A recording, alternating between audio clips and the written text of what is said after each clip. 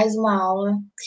A aula de hoje sobre a origem da vida. Eu sou a Vitória. Vamos começar, que hoje tem bastante coisa legal para falar. Começando pelo Big Bang. O Big Bang, eu acredito que todo mundo já ouviu falar sobre.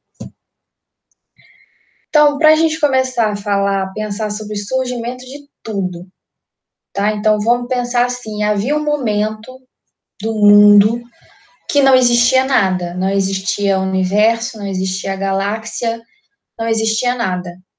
Existia somente um ponto em que havia uma condensação muito grande de energia e houve uma época em que essa condensação de energia de repente explodiu, de repente se expandiu de uma hora para outra e essa explosão de energia, de matéria, fez com que surgisse o universo.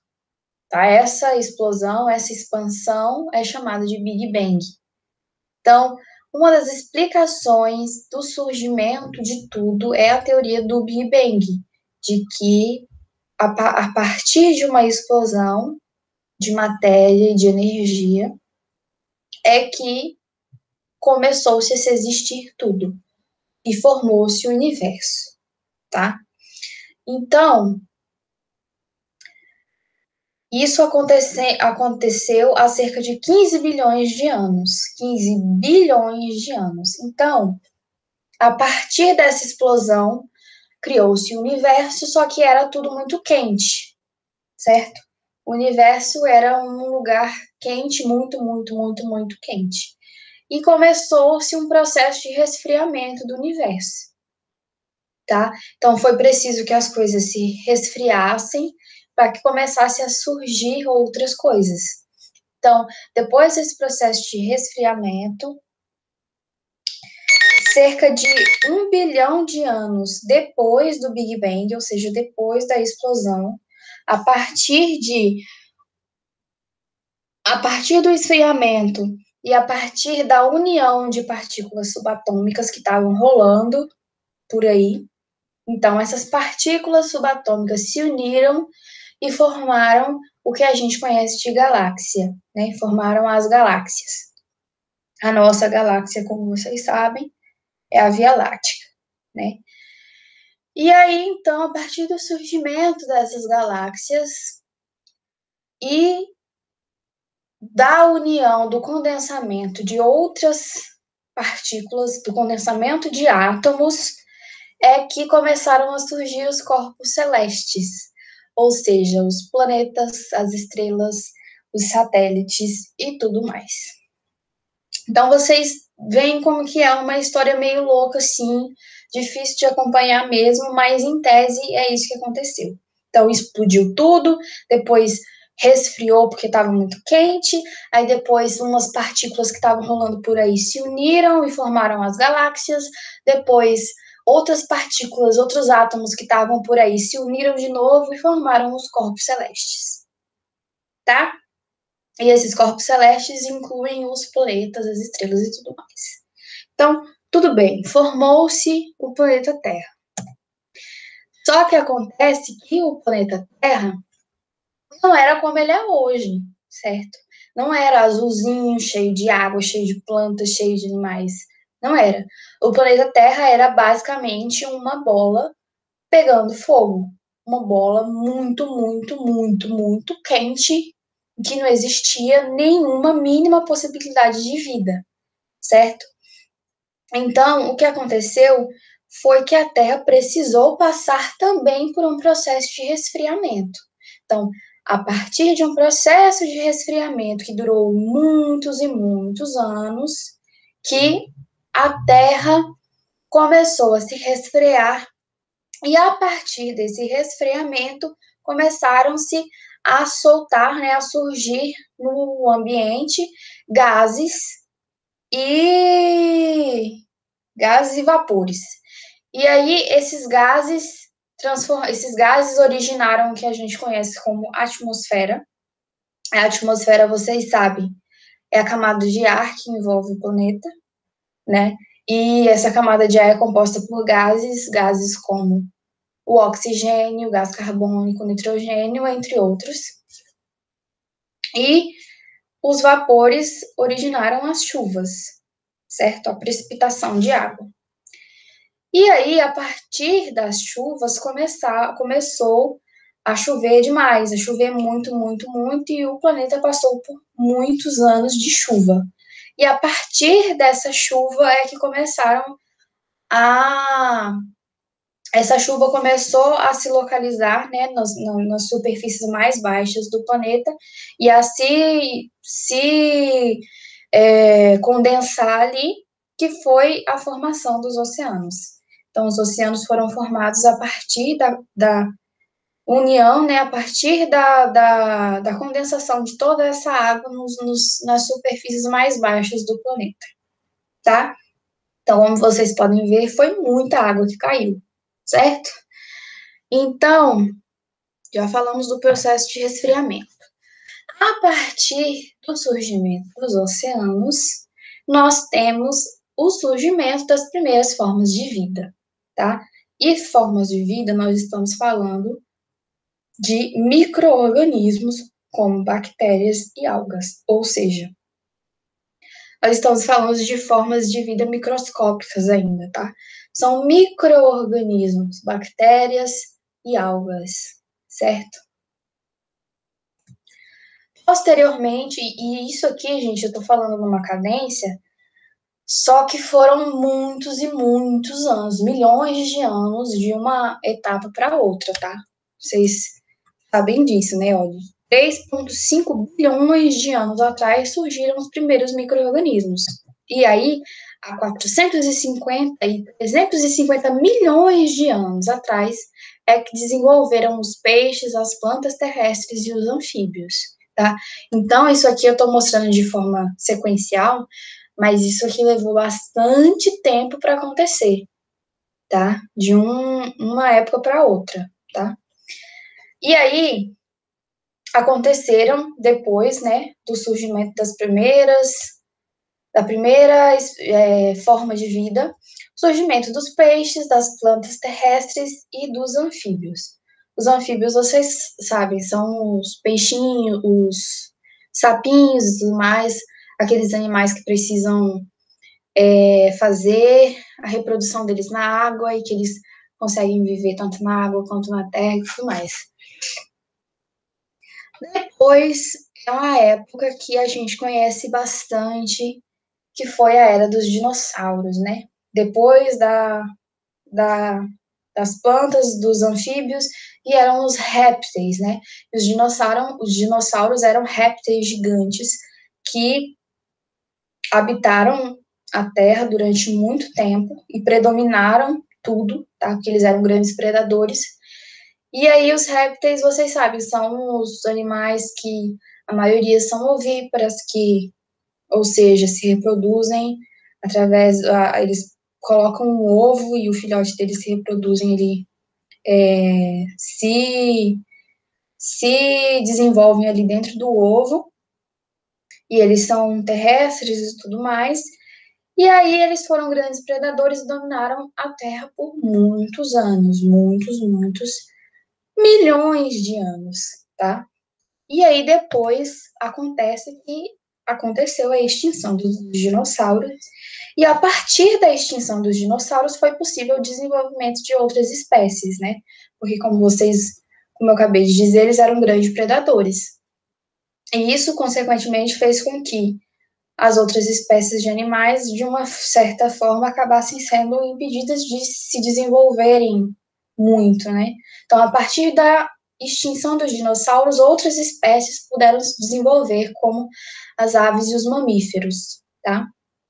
E dentro dos mamíferos, nós temos a classificação que é importante para a gente nessa aula de hoje, que é a classificação dos primatas, tá? Que é da onde a gente vai se desenvolver, tá? Nós somos primatas. Primeiro, trazendo para vocês a linha do tempo, que é comum, então, da gente sempre estudar a linha do tempo. Então, para vocês entenderem que a gente vai falar nessa aula, está falando, na verdade vai começar a falar agora, sobre a pré-história, que é essa parte azulzinha aqui da linha do tempo. A pré-história se chama assim de pré-história, ou seja, anterior à história, é aquela época anterior à invenção da escrita, tá? Então, a época que o ser humano ainda não havia inventado a escrita é chamada de pré-história. E o começo da pré-história acontece a partir da utilização, do começo da utilização da espécie humana pelas ferramentas de pedra e ossos e tudo mais. Então, a partir de quando os ancestrais da espécie humana, os ancestrais humanos, começaram a se utilizar de ferramentas para fazer o trabalho, para ajudar eles no que eles estavam fazendo, é que começa a história da pré-história, que começa a pré-história. E aí ela termina com a invenção da escrita, certo? Então, é dessa partezinha aqui, em azul, que a gente vai falar. Primeiro, a gente tem que entender a teoria evolucionista de Charles Darwin, tá? Por quê? Porque é basicamente essa teoria evolucionista que diz pra gente como que as coisas aconteceram, como que nós evoluímos dos nossos ancestrais comuns, entendeu? Dos nossos ancestrais, como que aconteceu a nossa evolução. A evolução nossa do Homo habilis, do Homo erectus, até o Homo sapiens, tá? Então tá. A teoria evolucionista de Charles Darwin. O que ele dizia? Ele dizia, vamos ler, né? Vamos ler 1, 2, 3, depois eu explico. Teoria da evolução. Nem todos os indivíduos de uma mesma espécie são idênticos. Então, ele dizia o que ele queria dizer. Existe uma mesma espécie, ou seja, nós somos a espécie humana. Só que nem todos nós somos idênticos, nós não somos idênticos. Então, existem pessoas que são mais claras, outras são mais escuras, existem pessoas que são altas, outras são baixas. Então, é isso que ele queria dizer, tá? Dentro da mesma espécie, existem indivíduos diferentes, que não são idênticos. 2. Os filhos podem herdar do pai essas variações. Ou seja, se eu tenho uma característica, eu posso passar para o meu filho essa característica. Por exemplo, eu sou pequena, eu tenho 1,5 m. Então, eu posso passar para o meu filho essa característica. Ele pode nascer e se desenvolver e se tornar uma pessoa pequena, certo? 3. Indivíduos cujos traços oferecem alguma vantagem competitiva sobre outros da mesma espécie têm maior probabilidade de sobreviver, se reproduzir e passar para a descendência essas características. Ou seja, aqui entra a explicação de seleção natural. Seleção natural, para Charles Darwin, significa o seguinte: se você é um cara, você tem uma característica, por exemplo, sei lá, você é um animal e aí você tem uma coloração meio de camuflagem, ou seja, a coloração que você tem te permite se camuflar na floresta melhor do que um outro animal que não tem a coloração que você tem. Entendeu? Então, se você tem essa coloração que te permite uma camuflagem melhor, quer dizer que você tem mais possibilidade de sobreviver do que o outro carinha, certo? E se você tem mais possibilidade de sobreviver, você também tem mais possibilidade de se reproduzir. Porque se você vai sobrevivendo e os outros vão morrendo, você só vai se reproduzindo e reproduzindo, no final das contas, a sua descendência vai ser maior, né? E aí, se você tem essa característica de camuflagem, e se você tem uma maior possibilidade de se reproduzir, também é maior a sua possibilidade de passar essa característica que você tem para os seus descendentes. E essa passagem de característica para os seus descendentes, vão fazer com que eles também tenham uma capacidade de se camuflar e de sobreviver, assim como você teve. Isso quer dizer o quê? Que os seus filhos, a sua espécie, digamos assim, vai se tornar uma espécie predominante, porque ela vai ter mais chance de sobreviver. Isso quer dizer o quê? Que o meio selecionou você. O meio te selecionou. O meio que você estava inserido, que você estava vivendo, a, a plantação que estava ao seu redor, que coincidia com a sua cor, ou seja, um meio te selecionou, entendeu? Você foi selecionado pelo meio para sobreviver. O meio possibilitou que você sobrevivesse, entendeu?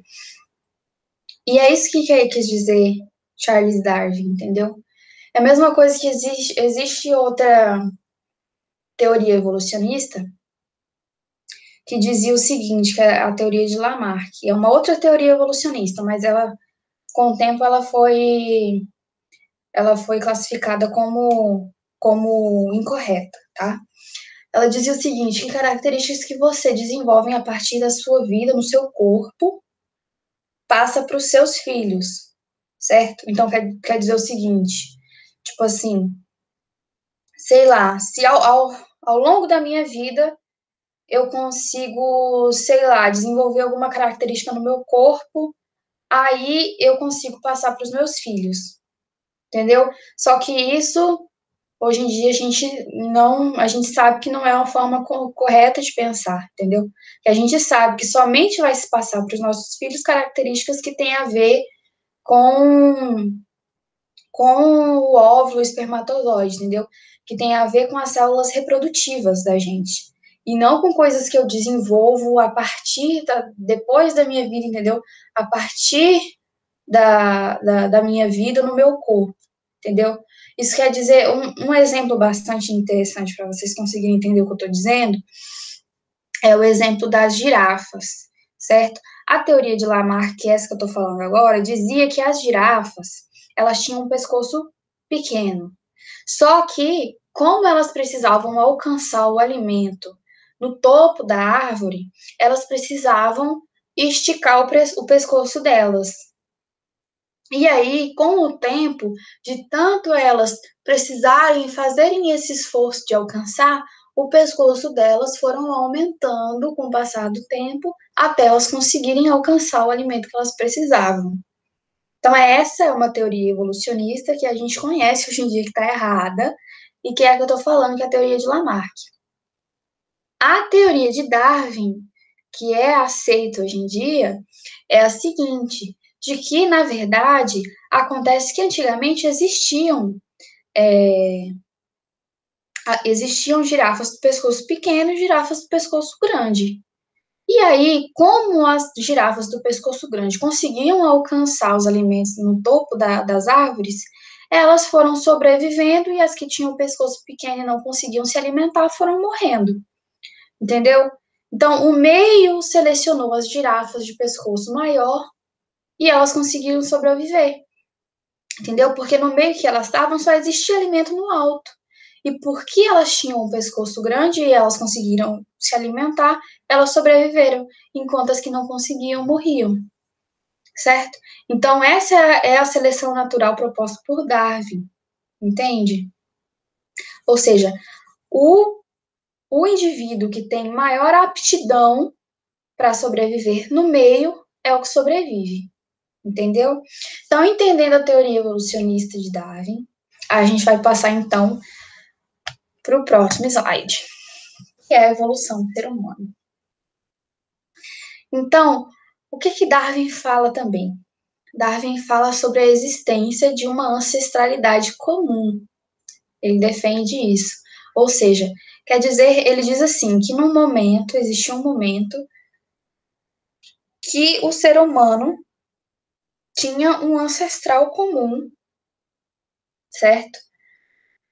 E aí, isso dá pano para muita gente acreditar que nós evoluímos do macaco, certo? Eu acredito que tem muita gente que acha E muita gente que fala que o ser humano evoluiu do macaco. Só que acontece que o ser humano não evoluiu do macaco, tá? O que acontece é que nós temos o mesmo ancestral comum que o macaco, que é o que Darwin defende, entendeu? Darwin nunca falou que nós evoluímos do macaco. Darwin só falou que nós temos um ancestral comum que o macaco, entendeu? Então, isso quer dizer o quê? Que existiu uma época em que existia um carinha lá, uma espécie de primata, tá? Existia um grupo lá de primatas que era esse ancestral comum que nós temos com o macaco. E ele foi evoluindo com o passar do tempo, esse grupo foi evoluindo, e aí uma das evoluções que esse grupo teve, um ramo da evolução dele foi que desenvolveram os macacos, e ele se desenvolveu de outra forma, em outro ramo, que desenvolveram o que nós somos, os humanos. Então, isso quer dizer que nós temos o mesmo ancestral comum, mas nós não desenvolvemos do macaco, nós viemos de raízes diferentes, de ramos diferentes, entendem? Então, falando bastante rápido agora sobre as evoluções, né? A partir da teoria da evolução, do Darwin, então, sobre a evolução do ser humano.